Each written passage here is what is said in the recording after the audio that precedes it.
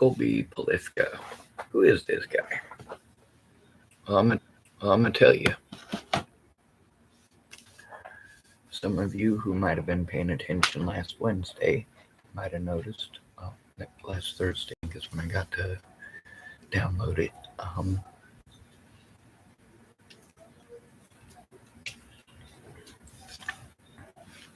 A man came up to me, and it was over a misunderstanding. There was a lady who was aware of what I do, and whatever they were doing, not my business, and I didn't care. But she wanted to know if I was recording. Well, she wanted to know if I was recording her. No, I wasn't. I was way too far away to even hear a thing they were saying. If they were talking, which obviously too far away.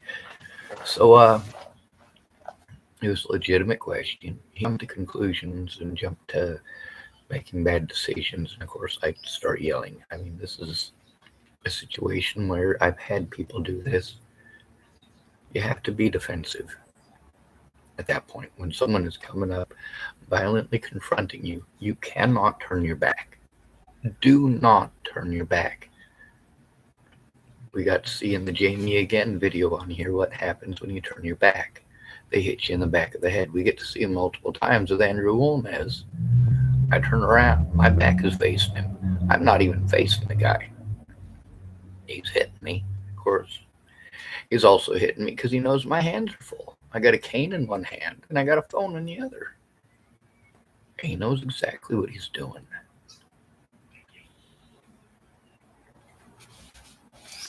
Anyway, the difference here, one of these men is a straight up predator. Somebody who likes to victimize people who he thinks are less than him. People he thinks he can get away with doing so.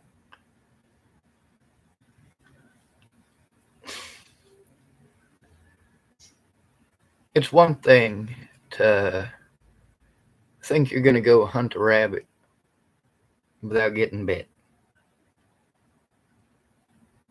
Thinking, I'm going to make it out of here with this rabbit for dinner. Sure, could happen. But keep in mind that even a rabbit, when backed into a corner, will bite you. Also keep in mind that hunting a rabbit is far different from hunting a tiger. If you think you're going to go out there and you are going to get yourself some dinner, that tiger will just as soon stay away from you. So, anyway, with the Colby Polifka thing, he came correct. Okay? He came to me sober. He apologized for what he done. Not apologize in general with a but, Like, I'm sorry I punched you, but... And you know how those work. Those aren't actual apologies. It's realistically victim blaming and victim shaming. I'm sorry I hit you, but I didn't like the way that you looked at me. I'm sorry I hit you, but you were a little bit too close in the club.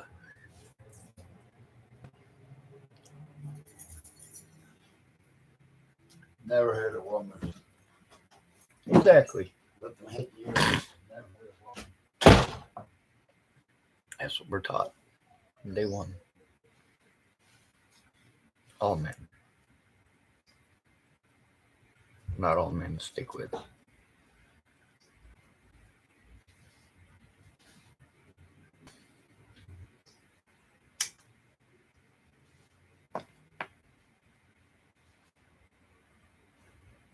The reality is, the majority of these people in town doing this stupid stuff, it's only a one-time thing. Now, I did get to speak with a lady named Jamie, who is a witness to Officer Reed assaulting a 14-year-old girl at the Safeway parking lot. By the way, I also had the recording of that assault. There's also a recording with another witness. Same incident. I also happen to know that there are two young women who are with that 14-year-old girl who are trying to help that 14-year-old girl turn in her stepfather. I also happen to know that her stepfather harassed me on more than one occasion, threatened, harassed, and intimidated, or rather attempted to. One thing you guys aren't paying attention to is being in a subservient environment. When somebody can have a bad day and destroy your entire life, well, you're in a subservient environment. Shannon Alvarado's with her being drunk every night, saying she couldn't help during the day, which is when I really needed her help as far as the phone calls went. And I couldn't record during the day because when I made my phone calls, because she didn't want people assuming that because her daughter makes guttural noises, she's autistic and nonverbal. So she makes guttural noises, and Shannon Alvarado didn't want people thinking that she was beating on her daughter. She doesn't. She's not a physical abuser. She just screams over and over and over again. She gets the wrong idea in her head, or forgets what it is that she just told you, or even worse, she's stuck on a one-track mind, drunk as a skunk, and no matter what you say, it doesn't sink in. So these are a lot of things that don't have anything to do with Mr. Polifka, right? Well, why am I here? Why am I here in Tillamook, Oregon? What prompted me to come here? Did I come here to start trouble? Did I come here to assault people? Did I come here to kill people? No. That's fucking insanity.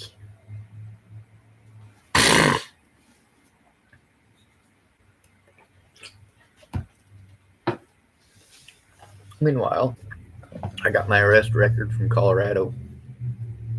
Yeah, imagine that.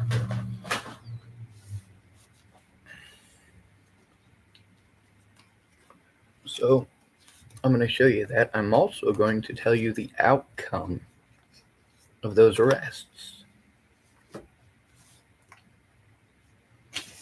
So let's find it. Oh God, I hope I didn't take it out of here.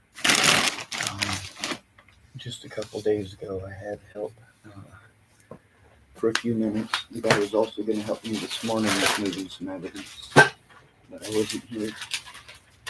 And then I had to go to Lincoln City, so I missed my opportunity. But he's going to help me take some of my evidence.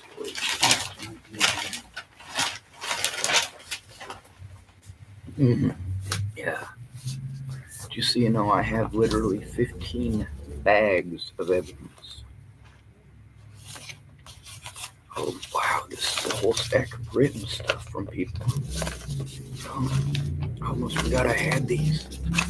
Yes.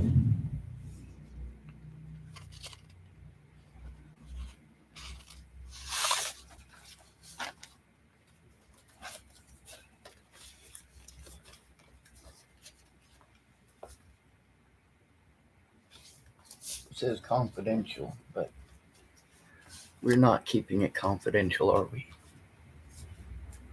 No, we're not.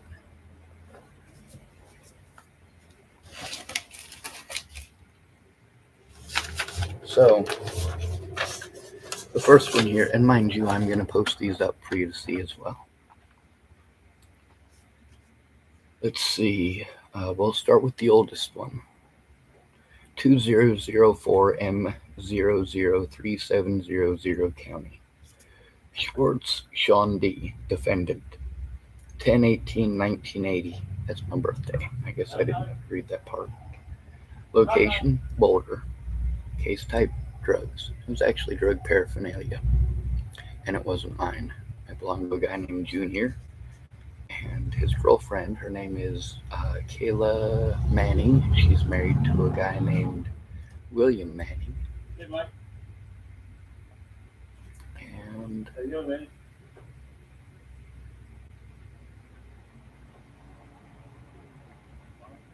let's see. It says closed. It was filed on 11/4/2004, and I can even tell you the officers. The officers were, all right, so Officer Ramos and Officer Paddock were two of the officers that we used to go to when we had an issue. There was also two officers that were dicks. One of them was Officer Hardstein, and he killed himself. His wife left him. So Hardstein was one of them. Anyway, they tried to tell me that I had to pick up some paraphernalia. I said, I'm not picking it up. It's not mine. Yes, you do. No, I'm not picking it up. It's not mine. If I pick that up and hand it to you, you're going to pretend that it's mine. And that's exactly what they did. Mind you, I didn't smoke pot at the time. All right, so it's closed. Now, what ended up happening with that? Well, my public pretender, her name was, hold on a second, Katie Seacrest, I believe. And she told me that they're not going to allow any evidence in court. They're only going to allow the police officers' statements. They're not going to allow any evidence. They're not going to allow any of the recordings. They're not going to, nothing. Whatever the police said goes. So I can either plead, what was it? It wasn't guilty. It was something that if I plead it and then I fulfill their obligations through the courts, that they literally drop the charges. So that's what I went through. And so they dropped the charges. Basically, I had to plead. The way it felt to me was dirty. It felt to me like they were making me plead guilty to a crime I didn't commit. And that I was having to jump through all this stuff just because they didn't want to fess up to the fact that they screwed up. Ugh. So that's the very bottom of this piece of paper. The next one is Boulder, theft, 6/13/2012, closed. A deferred sentence, that's what it is. And of course, Katie Seacrest explained to me, all right, Sean, this is not an admission of guilt. That's not what you're doing here. I'm like, I literally need to sue these officers for what they're doing to me. Okay, this is how screwed up this is. I didn't even smoke pot at the time. That's how screwed up it was. But I fulfilled my obligations. And that's what they wanted. They wanted me to pay some money, some restitution of some sort. Fine, that's what it is. Fucked up. So then, in 2012, the theft. What happened there? Well, this guy Chris comes up to me. And by the way, he was working undercover with the cops. I found that out later. He sold this same computer to like 6 people. Yeah. So he come up to me one day and he tells me that he's got a computer for sale. It's his computer. It's not stolen. It's free and clear. It's a MacBook Air. Meanwhile, I've got a MacBook Pro that also not stolen. Now the MacBook Pro, I bought it legit with money. It was my MacBook Pro. So of course I sold the MacBook Pro to my friend Larry, and he's a witness to this. As well as me getting taken down to the police station. What happened is Chris came back later. He tells me, Sean, the computer is stolen. I said, oh, I tried to convince him that he should give it back, but the reality of it is he wanted money. So I was like, all right, you know what? We'll get it back to the person. That's the least we can do. I've already arranged to sell my computer This person, obviously, if their stuff is stolen, is going to want it back. And as a homeless person, I can't go to the police about it. So what do? I think about it, and I'm like, oh, I really don't want to do this.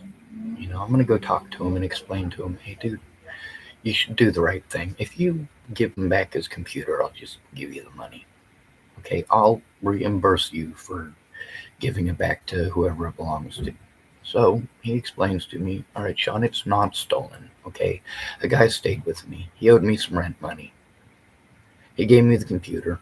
It's mine. His parents may or may not have called it in as stolen. He's like, I'll check on it. So he checks on it, says, all right, it's free and clear.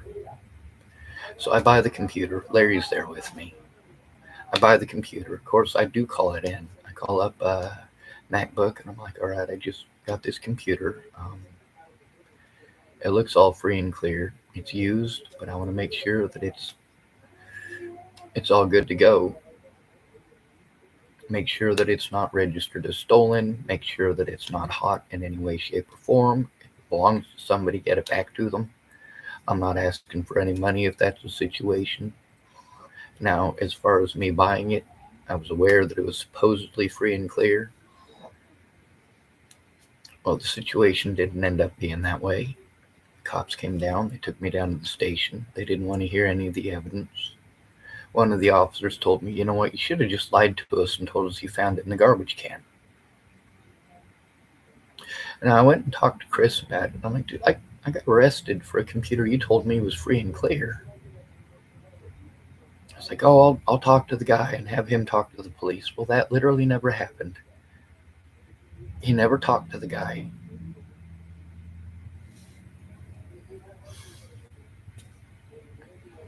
Didn't matter.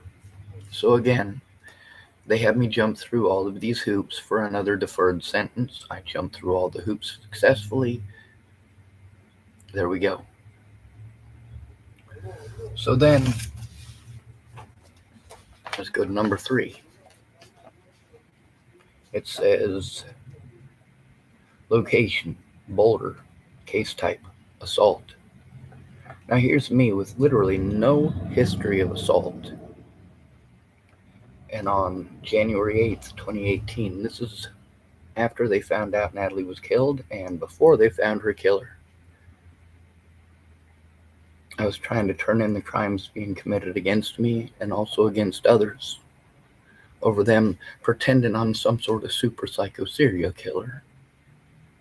People were literally beating each other up in front of me. Anyway, what ended up happening? Well, there was multiple police agencies involved, and they didn't bother to tell the truth, wouldn't release the body cameras, wouldn't release the recordings, wouldn't release literally anything. There's probably 50 names that they wrote down on this piece of paper so that they could literally keep the actual evidence out of court, and my public pretender, Amanda Balehash, wouldn't do shit. She didn't give a fuck. She wanted to do the same thing as every other public pretender in the history of being homeless. Try to bully you into taking a plea deal. Try to bully you into a deferred sentence. Literally try to bully you into something dirty. Helping corrupt cops get away. Plain and fucking simple. That's what Katie Seacrest did. That's what Amanda Balehash did.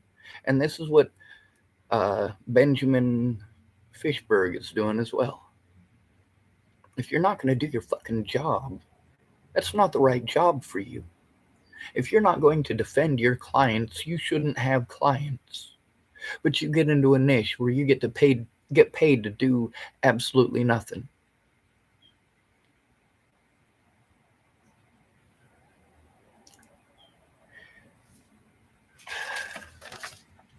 Anyway, what happened with that?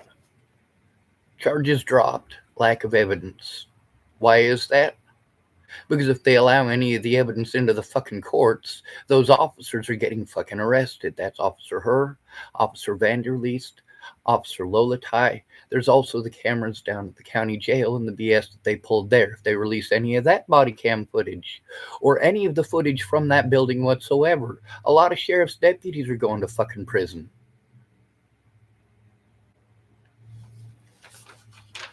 George Helmstetter, who's recorded on my channel, speaking about one of the assaults in the Boulder County Jail by the deputies. He even knows the name of the deputy who did it. Just one. There were 6 of them. Lovely.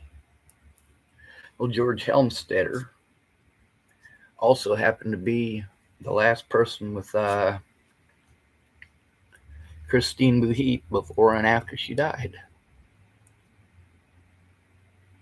People want to pretend like I killed Christine Buhit from prison. I wasn't with her. I was in Nebraska. George Helmstetter was in her apartment.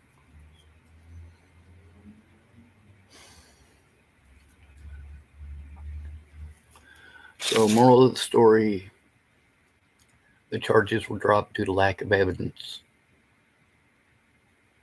Took them months to do that, right? No. They made me go to court date after court date after court date on that. Sure, for months and months and months. $100 each trip. Plus $100 every time I had to see my public pretender because she'd schedule for a different day than I had court. And then another $100 to go visit their investigators who literally never showed up.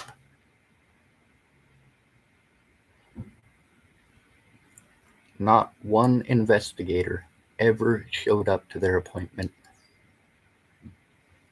My public pretenders showed up less than half of our appointments and were always no-call, no-shows. That includes, well, Amanda Balehash, Zoe Tanner, Catherine Hayes.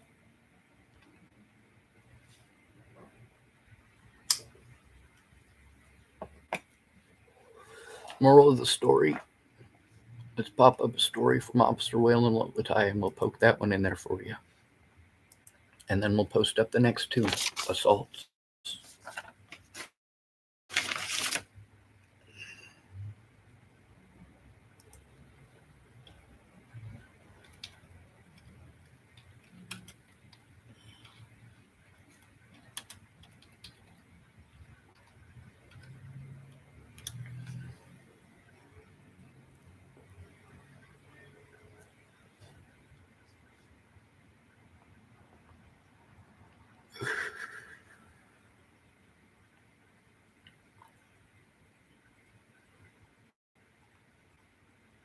Let's see. We'll go to news.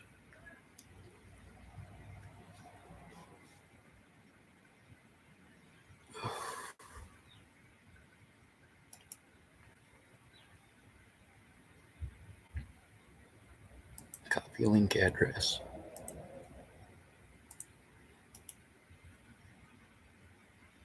Waylon Lolatai.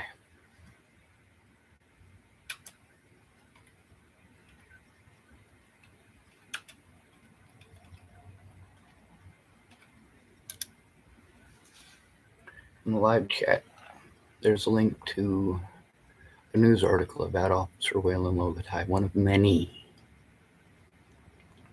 So what happened with that? Charges were dropped. Now on this piece of paper, there's one of them that was open, which has since been dropped.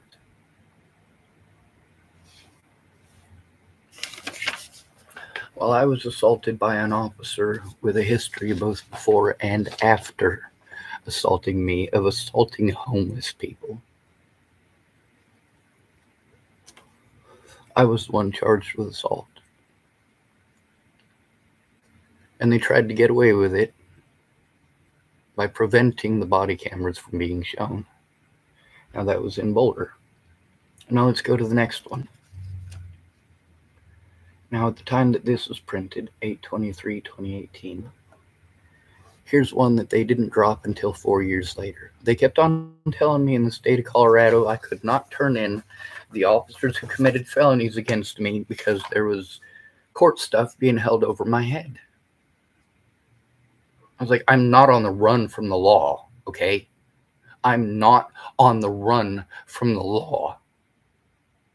It is illegal to harm me, whether I have pending cases or not. Just because one of your officers assaulted me does not make it legal for you to play head games with me. Voila. So, where was I taken when I tried to turn in Waylon Lolotai? Well, their tactic is to ship you out of county so that you can't turn the officer in. And in the other county, they claim you can't turn it in because it's different jurisdiction. And they won't let you call 911 from the hospitals. Well done. They even tried claiming it was illegal for me to call 911 from a hospital.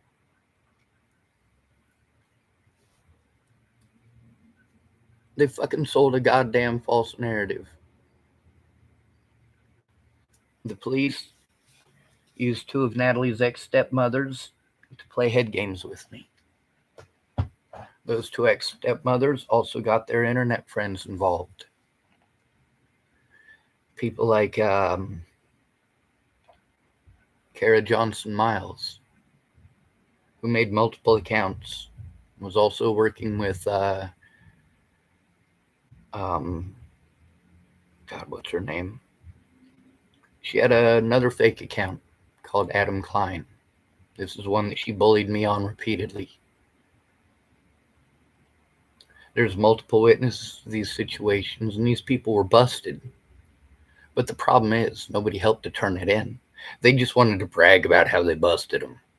Right? Shannon Alvarado is constantly bragging to me that she's the one that exposed Kara Johnson Miles. No, she didn't. She literally never came forward, not even once, to the police about that. Not even once. Between the day that she exposed this woman, and I started posting up the evidence too on my Facebook for God and everyone to see. Hey, this lady is playing fucking head games. She pretended to be an autism advocate. That was right after Joseph Michael Lopez court date. This lady was pretending to be friendly, pretending like, well, she was typing at me that she heard what happened at court and poor me, this, that, and the other. She heard from Miss Shelley. They were playing head games. And Miss Shelley, by having Kara Johnson Miles do it, gets to claim, oh, I didn't do anything wrong.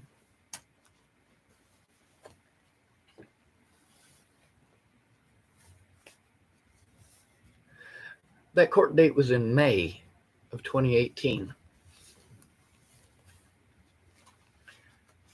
I was literally forced to break the law in August of 2018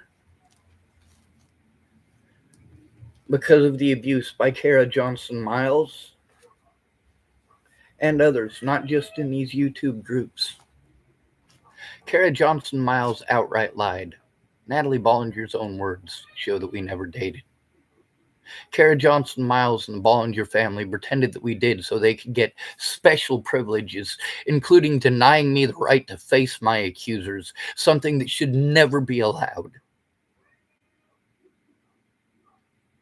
A police officer needs to let the person being served the papers know that there's a court date. You know what? I'd never been served with papers, ever. Do you know why? Because I don't fucking stalk people.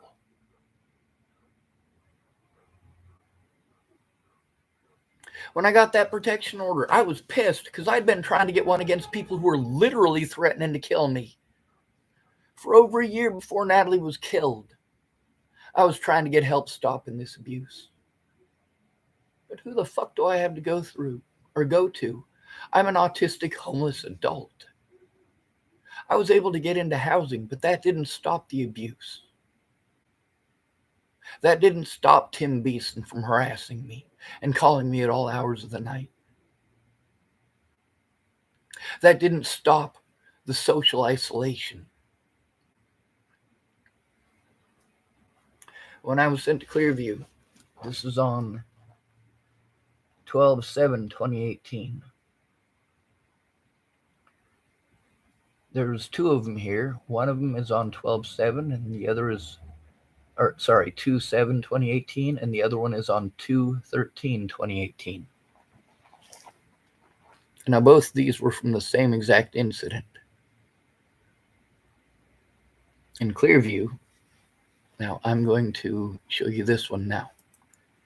When I tried to turn in Waylon Lolatai and the Bollingers on multiple occasions, I was bullied, harassed, threatened, intimidated, assaulted, and arrested, or sent to a mental hospital. And they always try to send you somewhere out of county, somewhere in a different jurisdiction.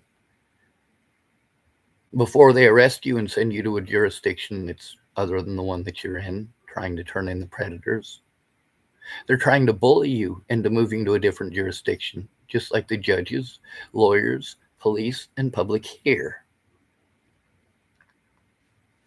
Now we're going to type up Clearview Behavioral Health, Johnstown, Colorado.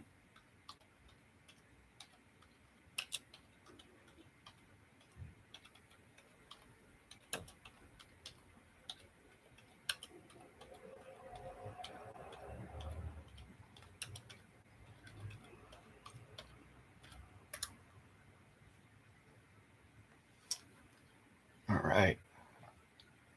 2 years after Clearview Behavioral Health shut down, its successor has similar issues. All right, we're going to right-click that, copy link address, and we're going to post it here. It's now Johnstown Behavioral Health, and they're getting closed down now too because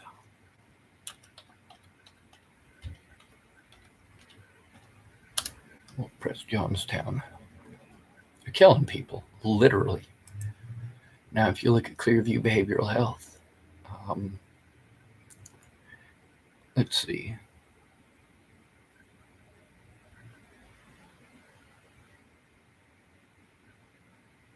I'm looking for the one where they talk about killing Tibor Hatay.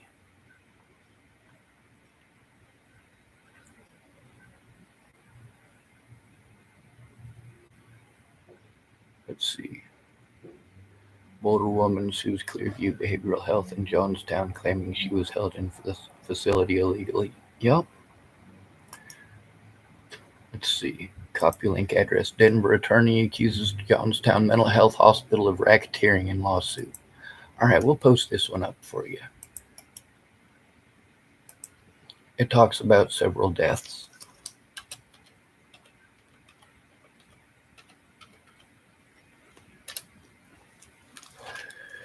Now, where do these two things get done? The officers went out of their way, and so did the people who worked at this facility, to do everything they could to bully, harass, intimidate. There were no professionals there, and the so-called professionals that they had there knew they were doing illegal things.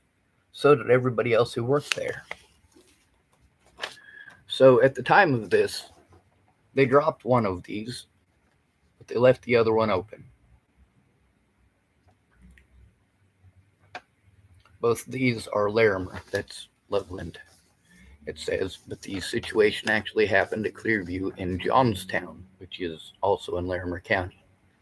Claire Jordan, the woman whose children were kidnapped here in Tillamook and taken to Florida, she's in Larimer County right now.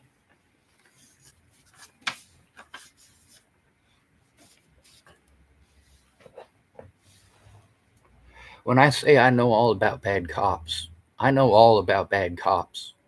That one that's open there, they held that over my head for 4 years with zero evidence. They dropped the charges due to zero evidence. I spent 7 months in prison over misdemeanors that I was charged with, that they dropped the charges due to zero evidence. And imagine that. I was trying to turn in all 4 of the people that worked together to have me arrested and incarcerated on false charges. God bless America. So, that's what I have to deal with. Petulant children who takes zero responsibility whatsoever. What did Colby do? First of all, he took responsibility. There was no but involved in it. And both he and I understood it was over a misunderstanding. And I'm sure the lady that was there explained to him about the situation, at least in part about what I'm doing here and why I'm here. I've spoken to her before about what I do.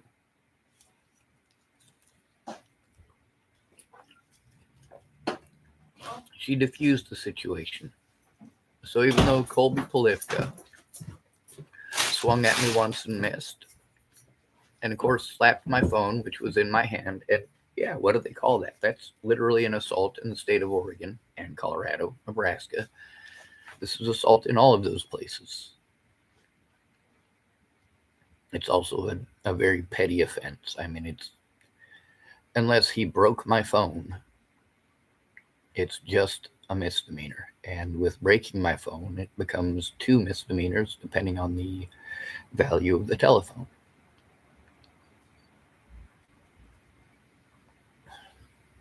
If it's a real expensive telephone, it might be a felony. Yeah.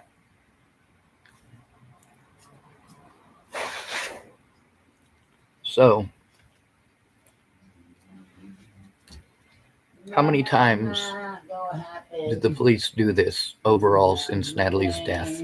Over 30 times they have pressed false charges against me, eaten up my money and my time in court, prevented me illegally from turning in my predators,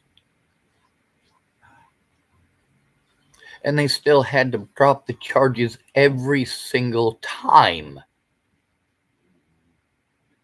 Every single time.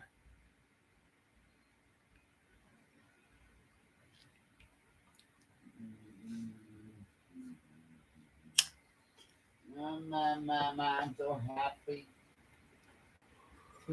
So Colby Polifka, did he punch me in the head like Andrew Wolnez? No, he didn't. Did he come at me repeatedly? No, he didn't. Did he try to get other people to assault me with him? No, he didn't.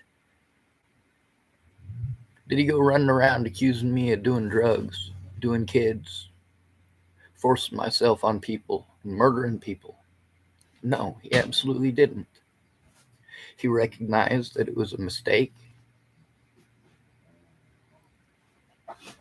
He didn't continue coming at me for months on end, like Chris Stafford, like Andrew Wolnez, like Molly, like Robert Farnsworth,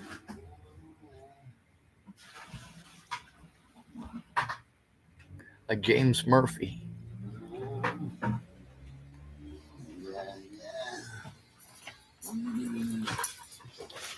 So when it comes to, like I said, there's a lot of people who assault me that only do it once.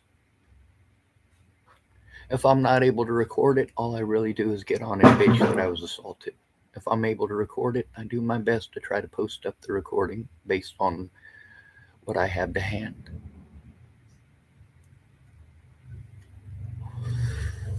Some of the assaults I didn't get to post up until literally months after they happened because of abuse that I was enduring.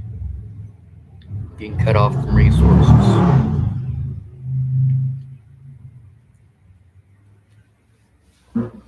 Being cut off from friends and family. And all this does is help the predators. And look how long it took these people who promised to help me. Look how many people were involved who claimed that they wanted to help, and how many of them made calls with me to turn this shit into the cops. Did Brenda Dickinson? No. Did Veronica Seward? No. Did Brandon Ratner? No. Did Kayla Trujillo? No.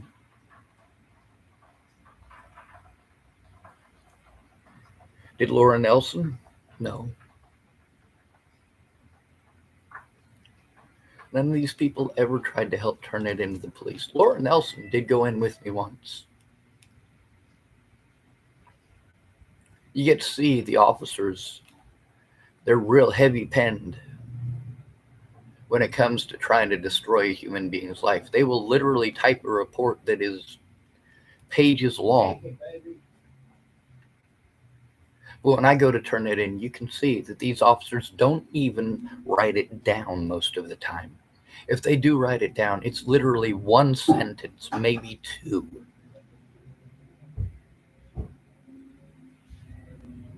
None of these officers felt that they needed to follow the law because they all knew that they'd be able to discredit me from the start. They knew that I was too broke for a civil lawyer, and it's a running joke with the cops that assault you. They'll laugh in your face, literally laugh at you and tell you you can get a lawyer when you get out. And then they ship you to a different county. Yeah. So, out of all of the stuff on this arrest record, that's right, none of those charges are on my permanent record, which is the reason that they pulled my arrest record. To insinuate guilt based on crimes that were never committed and were dropped due to lack of evidence.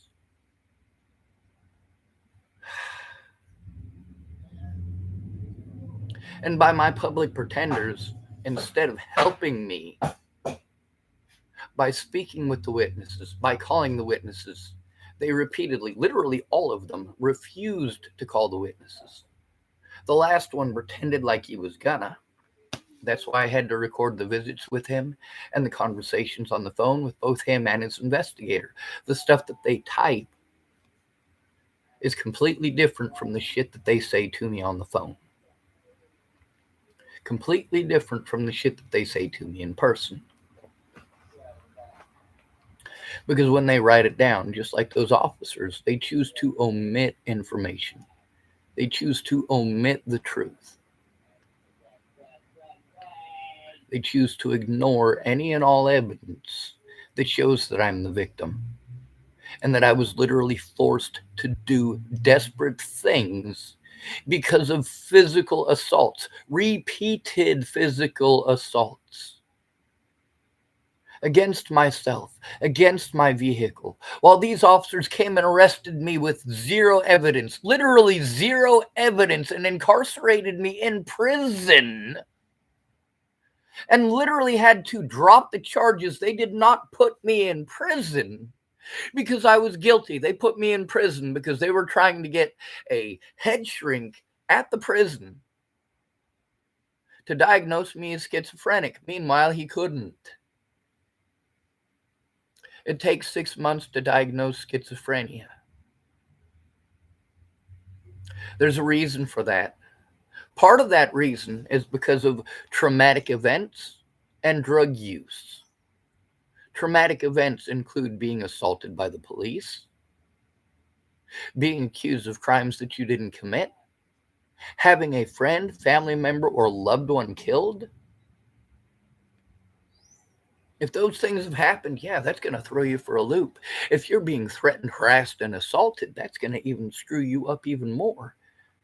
When you're getting harassed on the internet, harassed over your phone, and harassed in real life, including assaults and threats against your friends and family, yeah, they need to take a look at that instead of the police pretending that it doesn't exist. And we get to hear that out of officers here in Tillamook, too. We've got recordings with Harold. That's right, Sergeant Harold calling me a liar about evidence that you guys have gotten to see with your own two eyes. We've also gotten to hear from Candy, who spoke with Officer Lothman. Lothman claimed that he's seen the evidence and he wanted to help me. Well, he didn't. Matter of fact, he took the opportunity to lie to the witness. And then that witness come back to me. Candy came back to me and lied to my face. She was just regurgitating the bullshit that Lothman told her.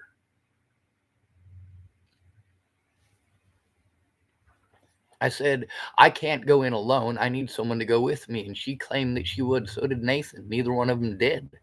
Neither one of them ever made even one attempt to go in with me to turn this shit into the cops.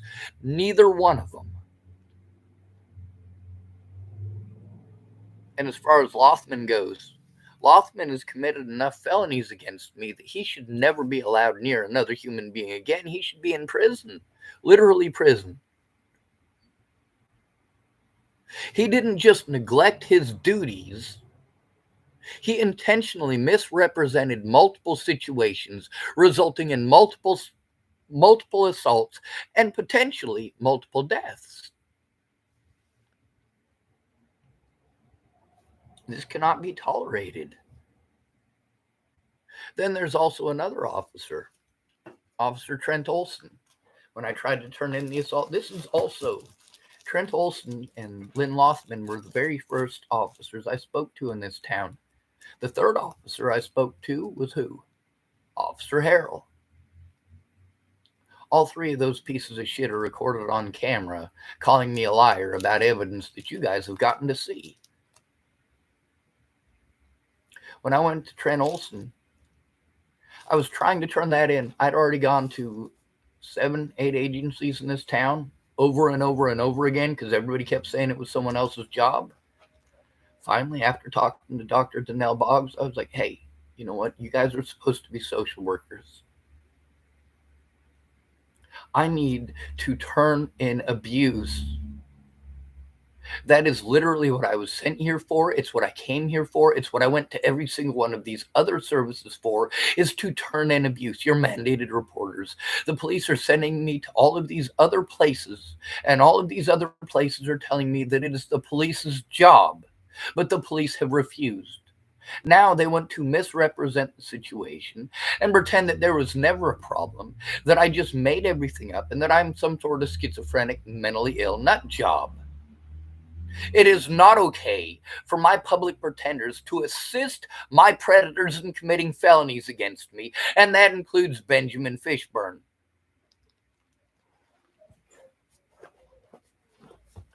Like I said, Colorado ain't the only place that does this. The KKK in Nebraska ain't my first rodeo either. I grew up in the system being the minority. Now let's read for you something that you are not going to find important and are not going to care about.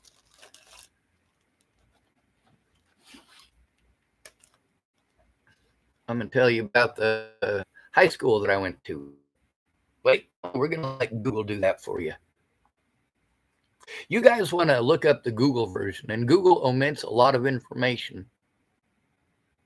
A lot. Which is why you look up the actual laws, which is what I do. And then people spit at me a Google version that they read. Fuck off.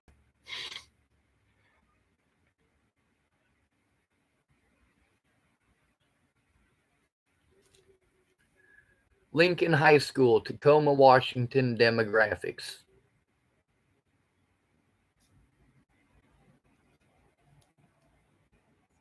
The AP participation rate. We'll try this again.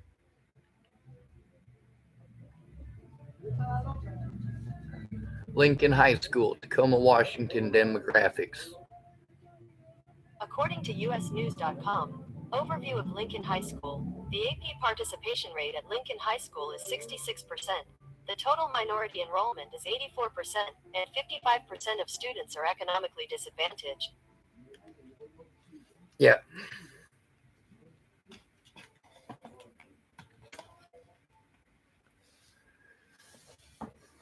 I backed my shit up. There's a difference between someone being abusive and me having a mental breakdown from being in an abusive environment. When you pretend that I'm the same as somebody who's abusing me, but I'm literally screaming for help and asking you to turn it in with me now, but you don't. Meanwhile, most of these people pretending like they're going to help me, they're fake accounts. They were made just in the last few days. I have to deal with internet stalkers and stalkers in real life, and that includes law enforcement.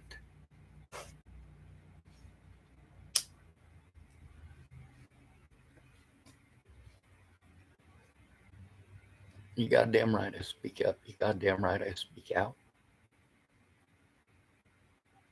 I also have to be subservient in abusive environments for the safety of my evidence.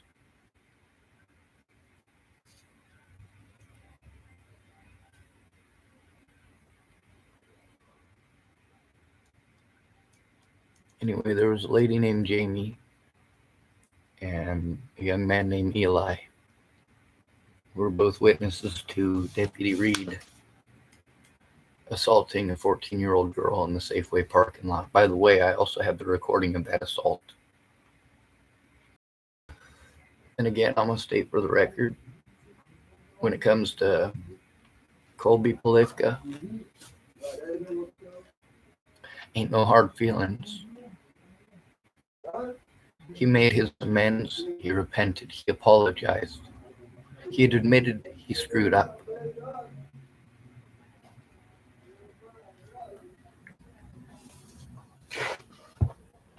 Yeah, I can respect that.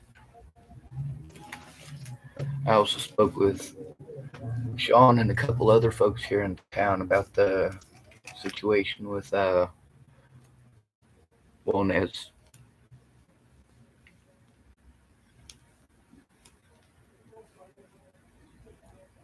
Yeah. He's not allowed to harass me. He's not allowed to try to contact me through other means or other people, and yet he has.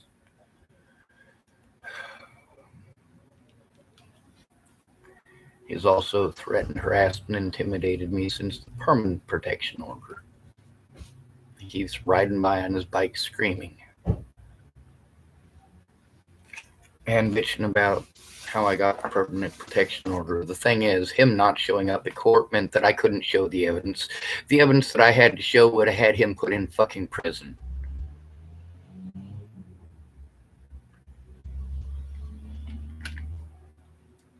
You also get to see how a protection order is just a piece of paper.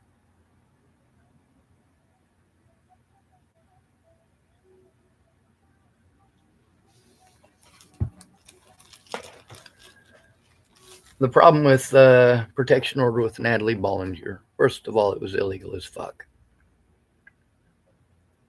It was illegal as fuck. Now, there's a lot of details about it that are illegal. There's also a lot of stupid shit that they put in there that wasn't okay. She put a number and an address in there. I didn't know where she was. I didn't know her new phone number. I didn't know none of that shit. All right, the new phone number. She did call me at like the butt crack early on the 13th. Tell me I fucked things up way worse with her family. She didn't give a fuck about how she screwed things up with my friends and family. All of them.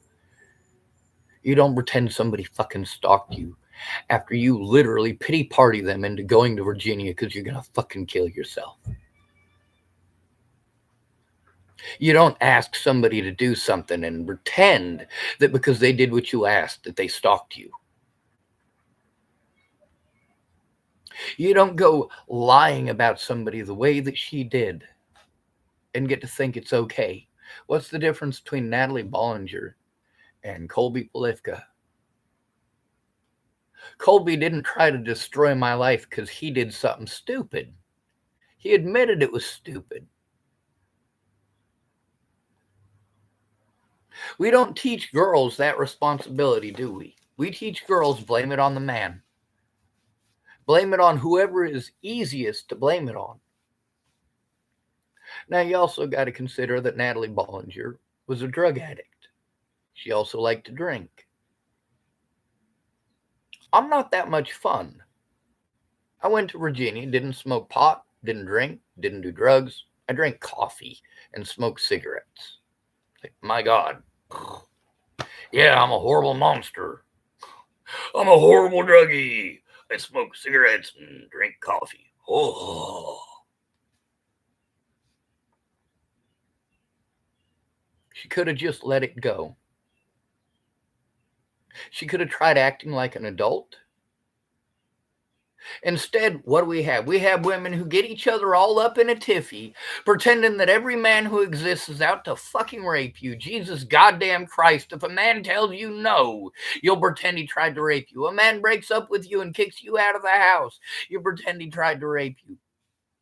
A man takes his kids from you because you can't stop selling every goddamn thing, including your own body, to get methamphetamines, and you pretend that he raped you. And you wonder why I won't date. You wonder why I'm disgusted by the thought of dating a man or a woman. Well, frankly, men and women are both violent once they start becoming possessive of your penis or vagina. My very first freaky stalker was Kristen Kepler, who was going to shoot any woman who talked to me. I liked her. I was going to ask her out. Like, literally the day I was going to ask her out, she starts telling me this creepy shit. No, I'm not asking her out now. And that's not even the creepiest shit that she did.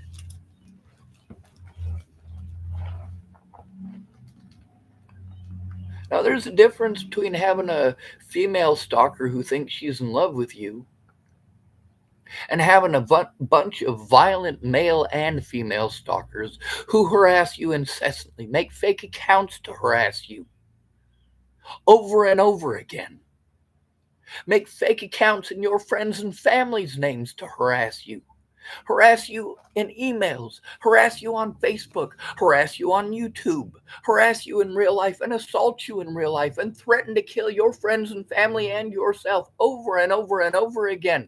And I'm not allowed to have any reaction to this. My reaction was to say, hey, please call off the dogs. My reaction was to say, hey, Natalie, this is what's happening. I had to unblock her on Facebook. That's right. When I left Virginia, I blocked her. I blocked her sister. On the way out of the state, I called Maddie Boa. She wanted to accuse me of being creepy, said she already heard what happened and not to call her again. So I didn't. I was done with them. I blocked all three of them.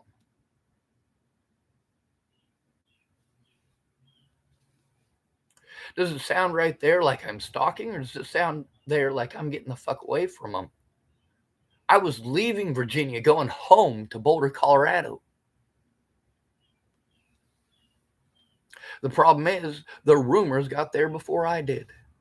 My very first day in Boulder, Colorado, somebody did something to me that Colby Polifka did just the other day. Tried to smack my phone out of my hand. It was somebody who was threatening harm against me, accusing me of things that I didn't do. This is still in October. I left on October 23rd. I left Virginia October 23rd of 2016. I blocked Natalie and Alicia Bollinger October 23rd of 2016. I unblocked them November of 2016 because of the assaults, and I let them know.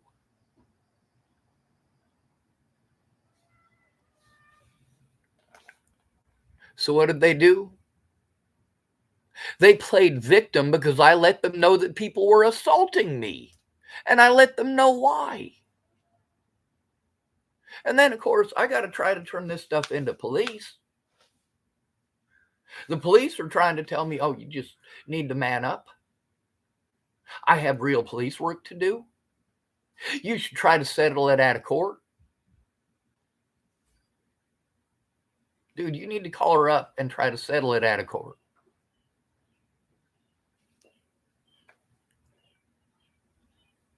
You know, have you tried calling, what was it? Region 1 Nebraska? They're supposed to help with that.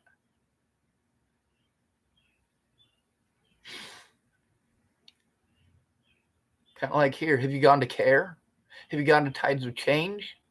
None of these places give a fuck. We've recorded all of these places blowing me off, including Monica Bernal, Monicabernal.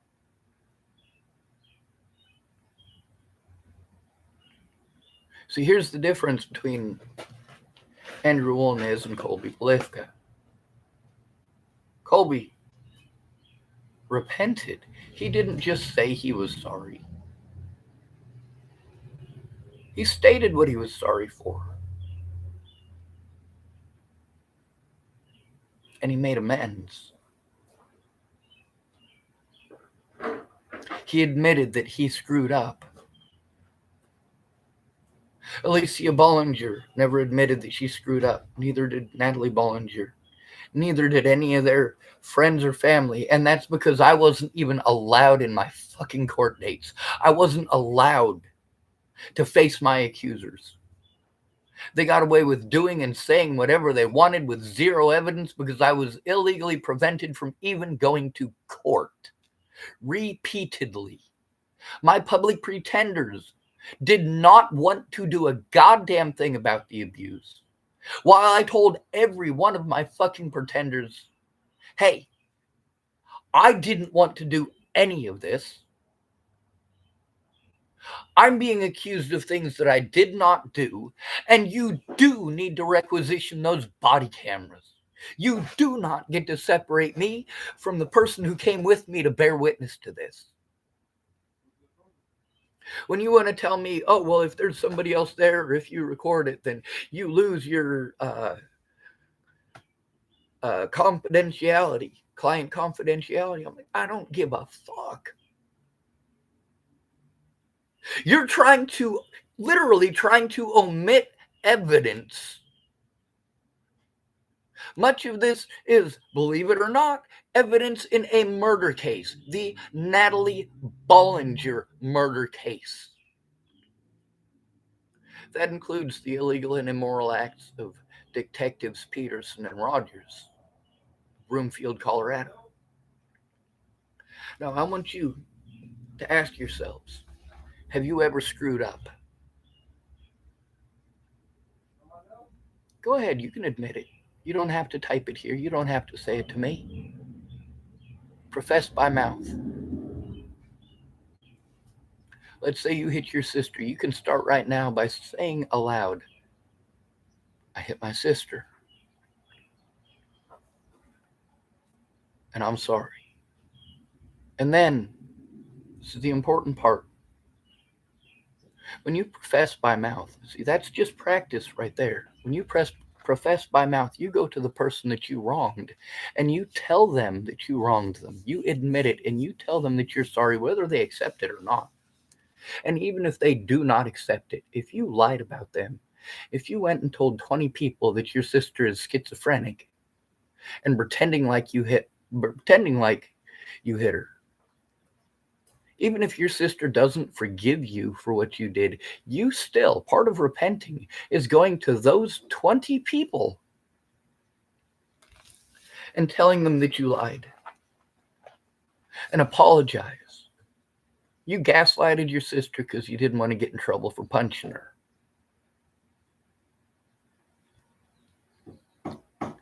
Now, if your sister has long-term consequences from that, you called her schizophrenic. Now she's called mentally ill. Now she's got a guy who goes, well, she's a schizo. I'll go date her. I can do whatever I want with her, and nobody's going to believe her because she's a schizo. Just like you guys try to peg me as. And it's not just that kind of guy who is one of those predators. Every single police officer that you will ever meet is that kind of predator. Every one of them. I've literally not met a single officer who has shown me that he's worth a shit. I've never met an officer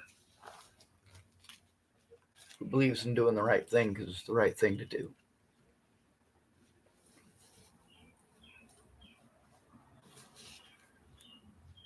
How many of these people admitted to their wrongdoings? Now, many of you could have me do to Colby what it is that people did to me, right? Because he fessed up to screwing up, to making a mistake. Well, then that must justify any and all crimes that I might want to commit against him in the future, right? No, it doesn't. That's how you sickos think, not me.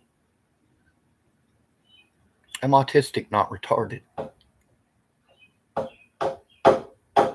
I lack social grace, not social understanding.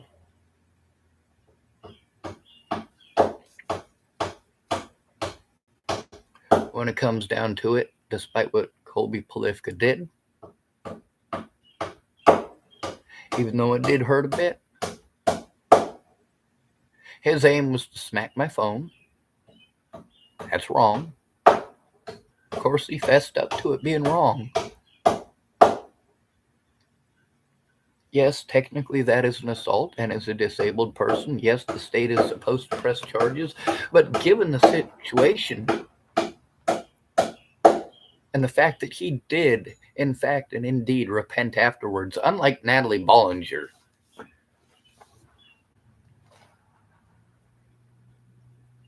unlike Tim Beeson, unlike Ted Bollinger, Detective Jai Rogers, and Detective Peterson, unlike Sean Holloway and Scott DeCosta, unlike Leslie Snell,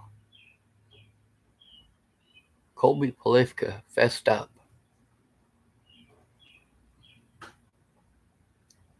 Much respect for that. Much respect for that. Anyway, I hope somebody shows this to Colby Polifka. He's probably not going to watch an hour and 6 minutes worth of this. But I want to thank Colby Polifka for not being a predator, for not being predatory towards me, for not going out of his way to make excuses for his wrongdoings and to apologize. Well, hell yes. And he did it the right way. He came proper. He came correct. He didn't try pulling a Waylon Lola tie. He didn't try pulling a Lynn Lothman. He didn't try pulling a Trent Olson or a Sergeant Harrell.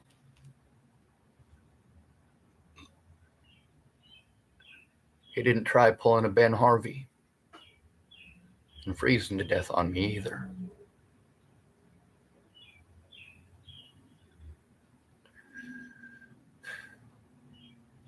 You know how we end these videos? Good to be rid of you. Thank you for coming to visit. Stay out of trouble or do not get caught. Remember, you are your brother's keeper and your sister's keeper too.